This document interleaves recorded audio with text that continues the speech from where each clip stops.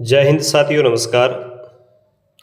आजकल एक चर्चा का विषय है और एक नई योजना बहुत चर्चित है जिसका नाम जीपीएस योजना है, यानी गारंटेड पेंशन स्कीम। तो गारंटी शुदा पेंशन योजना है, आखिर ये क्या है? केंद्र सरकार सभी कर्मचारियों के लिए सभी राज्यों में इसको क्यों लागू करना चाहती है और इसकी क्या खासियत है? तो सबसे पहले हम इसके बारे में जानते हैं तो हमारे सामने कुछ बातें इस प्रकार आती है। जहाँ तक मैंने इसके बारे में अध्ययन किया है, पढ़ा है, मैं आप सभी साथियों को इसके बारे में बताना चाहता हूँ कि गारंटी शुदा पेंशन जो है, ये जीपीएस जो है, इसको आप गारंटी शुदा पेंशन कह सकते हैं। ये कर्मचारी के अंतिम वेतन का 33% गारंटी के रूप में देने का वादा करती है। यानी जो कर्मचारी का अंतिम वेतन होगा उसका कम से कम 33%। और इसकी शर्त यह है कि उन्हें अपने वेतन में से हर महीने 10% का योगदान करना पड़ेगा। 10% का योगदान है वो राज्य सरकार करेगी, और यदि 10% कर्मचारी अपने मासिक वेतन का अंशदान करता है तो उसे 33% गारंटी शुदा पेंशन मिलेगी। अब यदि वह ज़्यादा करता है तो पेंशन ज़्यादा भी हो सकती है, और इस दशा में अधिकतम 50% पेंशन पाने का वह हकदार होगा।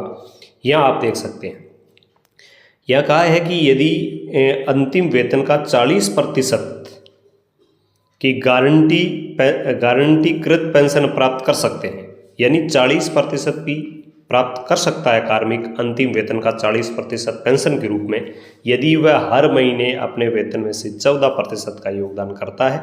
इसके लिए वह तैयार है, और 14% का योगदान सरकार करती है।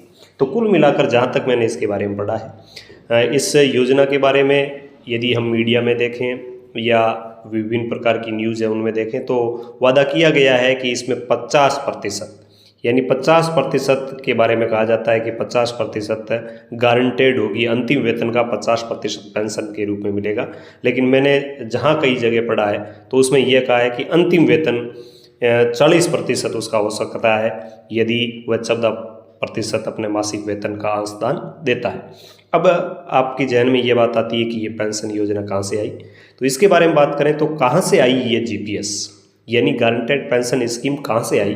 तो इसके बारे में यदि हम बात करें तो नई पेंशन प्रणाली पर चर्चा 4 राज्यों की अस्वीकृति के बीच, यानी 4 राज्यों ने नई पेंशन प्रणाली को अस्वीकृत कर दिया। तो केंद्र सरकार एक नया मॉडल ला रही है जिस पर चर्चा हो रही है, और यह मॉडल वर्तमान में कहाँ आजमाया जा रहा है? यह आंध्र प्रदेश में वाईएसआर जगनमोहन रेड्डी ने ये गारंटेड पेंशन योजना है वो लागू अपने राज्य में की है, ये नाम दिया है। तो इस योजना में केंद्र सरकार रुचि रख रही है, और वह चाहती है कि इसको संपूर्ण देश में लागू किया जाए। अब अपन मानते हैं कि इस जीपीएस की क्या विशेषता है।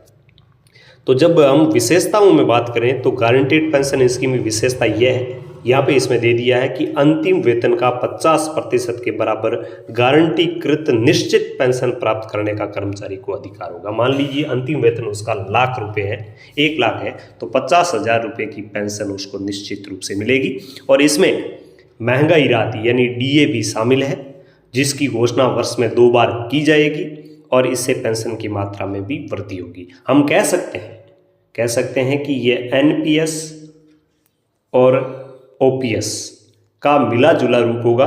ओपीएस है वो गारंटी शुदा पेंशन देने का वादा करती है, और एनपीएस है वो अंशदान मांगती है। तो एनपीएस के रूप में अंशदान होगा और ओपीएस के रूप में गारंटी शुदा पेंशन की गारंटी होगी। लेकिन कर्मचारी इस बात को भी स्वीकार नहीं कर रहे हैं, और संपूर्ण देश के कर्मचारी आज भी ओपीएस पर कायम है।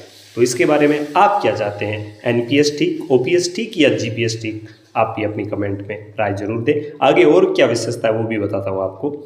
आगे विशेषता है कि इस योजना के तहत पेंशन भोगी की यदि मृत्यु हो जाती है रिटायरमेंट के बाद, तो गारंटी शुदा पेंशन राशि का 60% की दर से मासिक जीवन साथी पेंशन भी सुनिश्चित की जाएगी। यानी पेंशन राशि का जो 60% की दर है उससे जीवन साथी को पेंशन भी मिलेगी, और सेवानिवृत्त कर्मचारी है वो चाहे किसी भी ग्रेड का है, उसकी कम से कम 10,000 पेंशन की गारंटी भी इसमें शामिल है।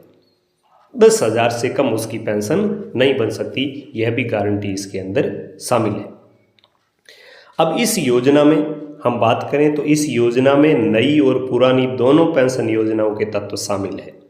और यदि अनुशासनात्मक कार्रवाई के कारण यदि किसी को सेवा से बर्खास्त किया जाता है या किसी को हटाया जाता है या अनिवार्य सेवानिवृत्ति किसी को दी जाती है तो ऐसे लोग इस योजना के पात्र नहीं होंगे, उन्हें जीपीएस का लाभ नहीं मिलेगा। तो ये भी इसमें शामिल है।